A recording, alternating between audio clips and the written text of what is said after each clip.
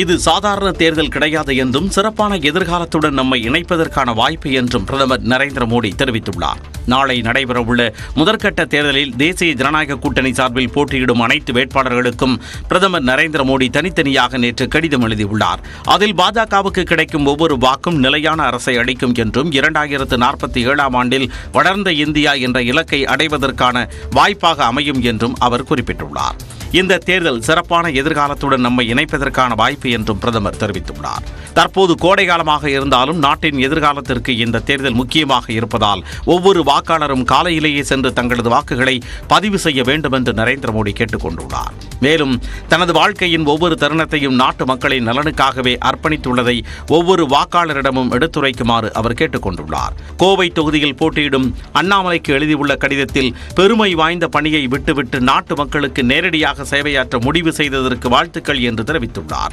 தமிழ்நாட்டில் பாஜகவை அடிமட்ட அளவில் வளர்த்ததற்கு தங்களது பங்களிப்பு மிகவும் முக்கியமானது என்று மோடி தெரிவித்துள்ளார். சிவகங்கை தொகுதியில் போட்டியிடும் காங்கிரஸ் வேட்பாளர் கார்த்திக் சிதம்பரத்திற்கு ஆதரவாக திருப்புவனம் பகுதியில் அவரது மனைவி ஸ்ரீநிதி சிதம்பரம் வீதி வீதியாக சென்று வாக்கு சேகரித்தார். மடப்புரம் காளி கோயில் மற்றும் மணிமந்திர விநாயகர் கோயில் ஆகியவற்றில் சாமி கும்பிட்ட பின் கடும் வெயிலையும் பொருட்படுத்தாமல் வாக்காளர்களை சந்தித்து வாக்கு சேகரித்தார்.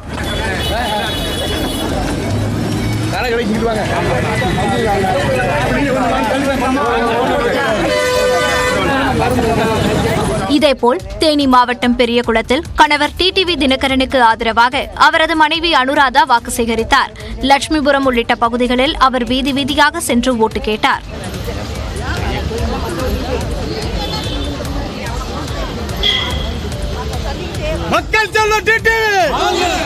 இதனிடையே விருதுநகரில் பாஜக சார்பில் போட்டியிடும் வேட்பாளர் ராதிகா அருப்புக்கோட்டை பகுதியில் வாக்கு சேகரித்தார்.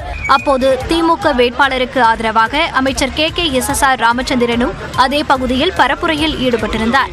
இருவரும் ஒருவரை ஒருவர் சந்தித்த போது நலம் விசாரித்து கைகுலுக்கினர்.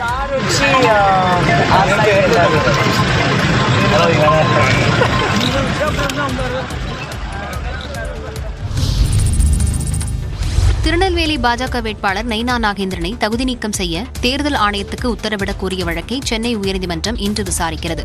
திருநெல்வேலி தொகுதியில் சுயேட்சையாக போட்டியிடும் ராகவன் என்பவர் சென்னை உயர்நீதிமன்றத்தில் மனு ஒன்றை தாக்கல் செய்தார்.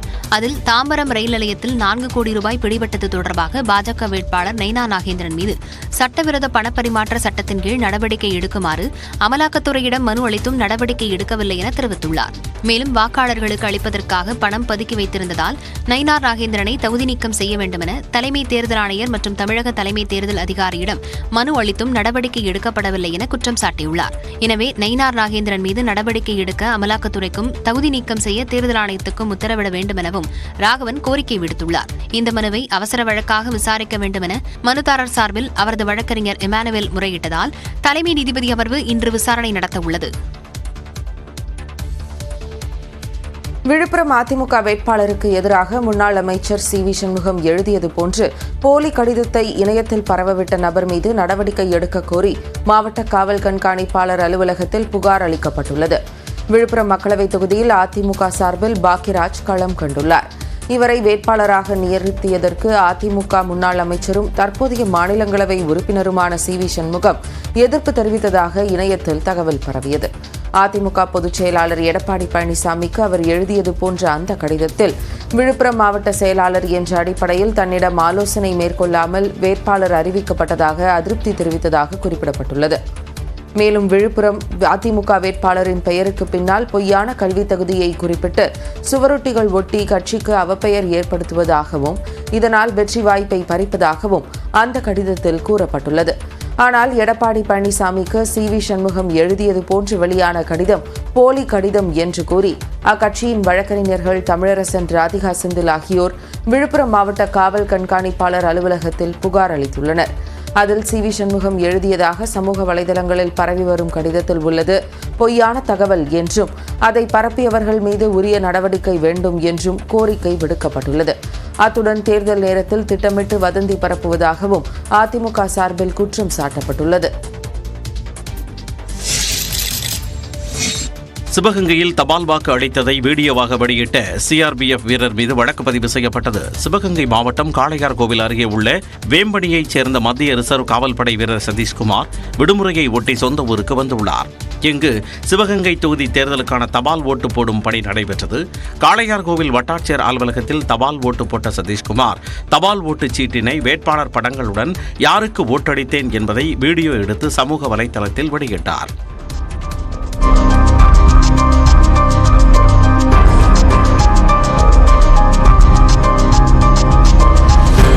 இது தொடர்பாக மாவட்ட ஆட்சியர் ஆஷா அஜித் உத்தரவின்படி காளையார்கோவில் காவல் நிலையத்தில் சிஆர்பிஎஃப் வீரர் சதீஷ்குமார் மீது வழக்கு பதிவு செய்யப்பட்டது. ஓட்டளிக்கும் விவரத்தை வெளியிடுவது சட்டப்படி தவறு என்பதால் இதுபோன்ற செயல்களின் மீது உரிய நடவடிக்கை எடுக்கப்படும் என ஆட்சியர் ஆஷா அஜித் எச்சரிக்கை விடுத்துள்ளார்.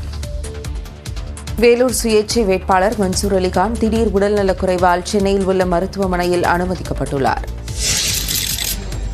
வேலூர் நாடாளுமன்ற தொகுதியில் சுயேட்சையாக போட்டியிடும் இந்திய ஜனநாயக புலிகள் கட்சியின் தலைவர் நடிகர் மன்சூர் அலிகான் வாணியம்பாடியில் இறுதிக்கட்ட பரப்புரையின் போது பலாப்பழத்தை அறுத்து விற்பனை செய்து நூதன வாக்கு சேகரிப்பில் ஈடுபட்டார்.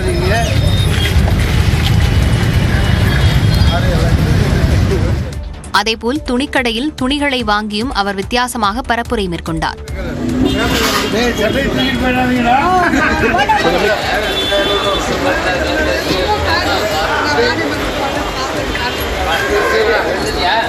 பின்னர் குடியாத்தத்தில் தேர்தல் பரப்புரையில் ஈடுபட்ட போது மன்சூர் அலிகானுக்கு திடீர் உடல்நலக்குறைவு ஏற்பட்டது. குடியாத்தம் பகுதியில் உள்ள தனியார் மருத்துவமனையில் அவர் அனுமதிக்கப்பட்டு சிகிச்சை அளிக்கப்பட்டது. பின்னர் மேல் சிகிச்சைக்காக மன்சூர் அலிகான் சென்னை அழைத்து வரப்பட்டார். மூச்சு திணறல் காரணமாக கே நகர் பகுதியில் உள்ள KM மருத்துவமனையில் அவர் அனுமதிக்கப்பட்டுள்ளார். தற்போது அவரது உடல்நிலை சீராக இருப்பதாக தகவல் வெளியாகியுள்ளது. சென்னையில் வசிப்போர் சொந்த ஊர்களுக்கு சென்று வாக்களித்துவிட்டு வரும் வகையில் இன்றும் 20ஆம் தேதியும் கோவை மற்றும் கன்னியாகுமரிக்கு சிறப்பு ரயில்கள் இயக்கப்படும் என்று தெற்கு ரயில்வே அறிவித்துள்ளது.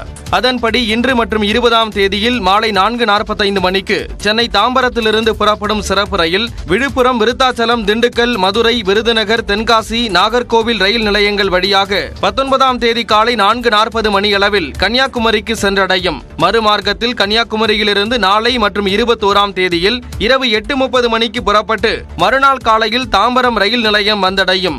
இதேபோல் சென்னை எழும்பூர் கோவை இடையே இன்று மற்றும் 20ஆம் தேதியில் சிறப்பு ரயில் இயக்கப்படுகிறது.